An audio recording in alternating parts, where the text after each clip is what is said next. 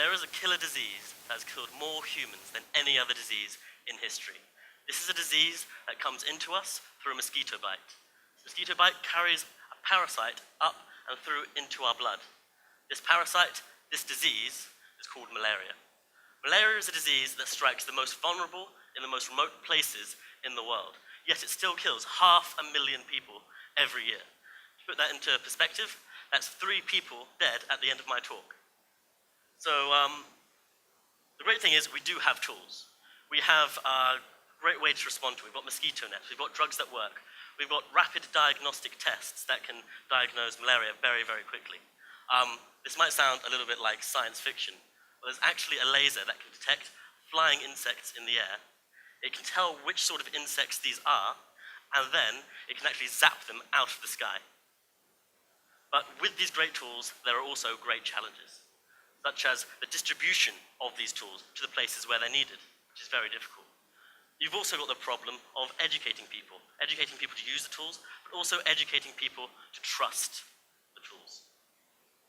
And if these tools aren't used 100% effectively, malaria mosquitoes have proven time and again, they will evolve and they will become resistant to our tools, and our tools will become useless. So how do we bring all of these tools together to say get 0 malaria deaths worldwide? Well, it's been proven malaria can be eradicated from places. Hong Kong is a place, for example, where malaria has been eradicated. It's not something that's impossible. The 2 big problems are, well, firstly, it affects people who are quite poor, and there's a lack of public interest in what affects people who are poor. Secondly, it's money. One example which always strikes me is that in the USA in 2010, they spent $8 billion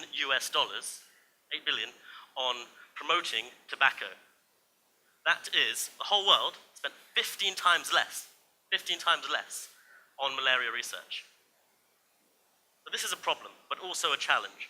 I like to think of this challenge as the way people in the last century, only 50, 60 years ago, thought of going to the moon, putting a man on the moon. It required huge economic expense. It required huge amounts of manpower, but they achieved it. And did you know that for every $1 that was invested in the space program, $3 went back into the economy? So in actual fact, in doing this with malaria, we can find a way to actually cause economic growth. These local communities will grow in their economy, the world will have a growth in their economy. So what I want you to take away from today is possibly an interest in malaria. And what I'd also like you to take away is that malaria is a disease that's plagued us since humans have existed. And we have the opportunity to be the generation that eradicates it.